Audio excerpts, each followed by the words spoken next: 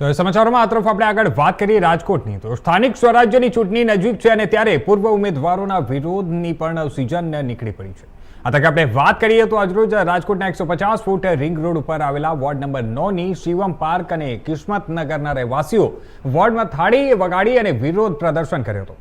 કારણ કે વિસ્તારમાં છેલ્લા ઘણા સમયથી પ્રાથમિક સુવિધાઓનો અભાવ જોવા મળી રહ્યો છે. સાથે જ રોડ રસ્તા અને પાણી ભરાવાની સમસ્યાથી ત્રાહિમામ પોકારી ઉઠ્યા હતા અને તેમજ અવારનવાર રજૂઆત કરવા છતાં પણ વિસ્તારવાસીઓને સમસ્યાઓ અંત નહીં આવતા લોકોએ થાળી વગાડી નિર્ભર તંત્ર અને કુંભકર્ણ નિંદ્રામાં સૂતેલા ઉમેદવારોને જગાડવાનો પ્રયાસ કર્યો હતો. સાથે જ સ્થાનિક લોકોએ ચીમકી પણ ઉચ્ચારી હતી કે જો આવનારા સમયમાં અમને પ્રાથમિક સુવિધા નહીં મળે તો પછી અમારે કોના મત દેવો તે નક્કી કરવું પડશે. અને તેમજ વોર્ડ નંબર 9ના પૂર્વ કોર્પોરેટરો અહીં ફરકતા નથી. આથી જો તેઓ અમારી સોસાયટીમાં પ્રચાર કરવા આવે તો બહારથી નીકળી જાય, કારણ કે આમાં વારંવાર રજૂઆત કરવા છતાં અમારી રજૂઆત કોઈ સાંભળતું નથી અને બસ માત્ર મત જોઈતા હોય ત્યારે આવે છે. ત્યારે હવે જો અમારા વિસ્તારની સોસાયટીમાં પડતી જે સમસ્યાઓ છે તેનો અંત નહીં આવે તો આ સ્થાનિક સ્વરાજ્યની ચૂંટણીમાં અમે સોસાયટીના બધા મતદારો મતદાનનો બહિષ્કાર પણ કરીશું અને અમારો વિરોધ તંત્ર અને ઉમેદવારો સુધી પહોંચે તેવા પ્રયાસો કરીશું. છું અહીંયા 35 વર્ષથી રહું છું અને આ કચરાની અને રોડની સમસ્યા તો આજે કેટલા વર્ષોથી છે. અમે ઘણી વાર કહીએ છીએ અમે આ રિંગ રોડ છે, 150 ફૂટ રિંગ રોડ છે, એ બધું અમારા આવ્યા પછી જો અહીંયા કાંઈ હતું નહીં. તે દિવસનું એ બધું સારું થતું જાય છે કારણ કે રોડનો રસ્તો છે એ લોકોને બધું દેખાડવું છે એટલા માટે એ કરે છે. અને અહીંયા ખાલી 150 ફૂટ રિંગ રોડથી અંદર તમે જરાક આવો ત્યારે આ તકલીફ છે. બધા એટલા હેરાન થાય છે, ખાડા ખબડા, અહીંયા નકરો કચરો. આ કાલે મીડિયાવાળા આવ્યા હતા એટલે આ બધું સાફ આજે કરાવી લીધું છે. નકર અહીંયા કોઈ સાફ કરવા આવતું નથી અને ચોમાસામાં તો તમે અહીંથી ચાલી નથી શકતા, એટલી ગંદકી છે. અને અમે કહીએ છીએ તો કે અમારામાં આવતું નથી, અમારામાં આવતું નથી. આપણે અહીંયાના કોર્પોરેટર છે એને મેં ફોન કર્યો તો અહીંયા રોડ બનવા આવ્યા તો બનતા હતા ત્યારે જ મેં ફોન કર્યો કે ભાઈ અમે આવી રીતના અહીંયા ઠેઠ સુધી રોડ બને છે તો અમારે થોડોક બની દો. તો પછી એને તપાસ કરી કે બેન તમારા આ આખો વિસ્તાર છે ને એ અમારામાં આવતો નથી અને એ નહીં થાય કે અમારામાં આવતું જ નથી. તો મેં કીધું એનું કારણ શું? તો કે એ અમને નથી ખબર પડી પણ એ આમાં સરકારમાં નથી આવતું. તો હવે સરકારી 25 મીટર આપ્યા છે, સરકારમાં કે નથી આવતું એ લોકો પ્રશ્ન એવો કરે. તો સરકારી આ જગદીશને આપેલા છે 25 મીટર, જગદીશને આપેલા છે. તો જગદીશને સરકારી 25 મીટર આપ્યા તો આ સરકારમાં કેમ નથી આવતું? એનું કારણ શું? અને વેરો અમારા સૌથી પહેલા અમારો વેરો આવે છે, ગેસની લાઈન આવી ગઈ છે, ગેસના પેલા બાટલા આવતા, લાઈન આવી છે, રોડ થાય છે, રસ્તા.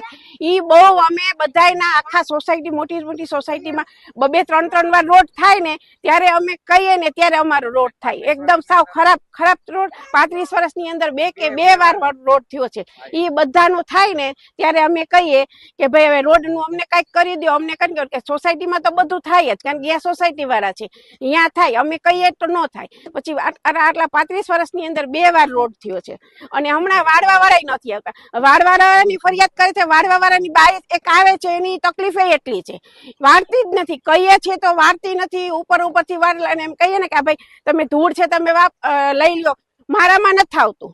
વાળવાવાળા એવા પ્રશ્ન આપે છે અને એમ કાંઈક કહીએ તો કે શું કહે તહેવાર આપો, 7મ 8મ દો, ઓલું દો, બધું પૈસા લેવા આવે અને 25-20 રૂપિયા તો લેતાય નથી, 50-50 રૂપિયા જ દો, 20 રૂપિયા કાંઈ નહીં એમ. અને આ અમારે આ છે ને તકલીફ છે અમારા ઘર. અમારા લતામાં 35 વર્ષથી હું પોતે જૂની લઉં છું, અમે અમુક ઘર હતા તો તે દિવસની આ પ્રશ્ન છે. મહેરબાની કરીને સોલ્વ કરે તો સારું છે, નકર અમે તો રહેવાના જ છીએ. અમે કઈ અમારી એટલી બધી કેપેસિટી છે નહીં કે અમે મોટા બીજા સોસાયટીમાં જઈને અમે રહેશું.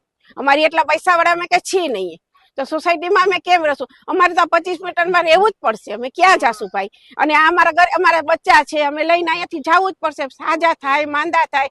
હમણાં આ છોકરાઓને ડેન્ગ્યુ થઈ ગયું હતું, મારા મોટા છોકરાને ડેન્ગ્યુ થઈ ગયું હતું, બધાને થઈ ગયું હતું. અમે આજ 35 કે 30 વર્ષથી અહીંયા રહી છીએ.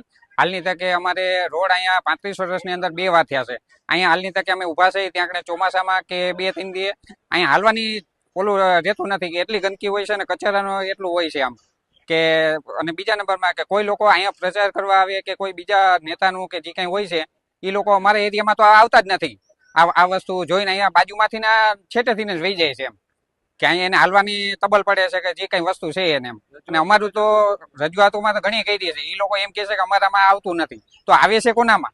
વેરો તો અમારા આખા અહીંયા 110 મકાન કે 120 મકાન છે, બધા પાસેથી વેરો લે છે, તો એ વસ્તુ આવે છે કોનામાં? તો એ વસ્તુ એ લોકોમાં આવતો નથી, કોર્પોરેશનમાં આવતો નથી, તો વેરો અમારી પાસે શેનો લે છે એ લોકો?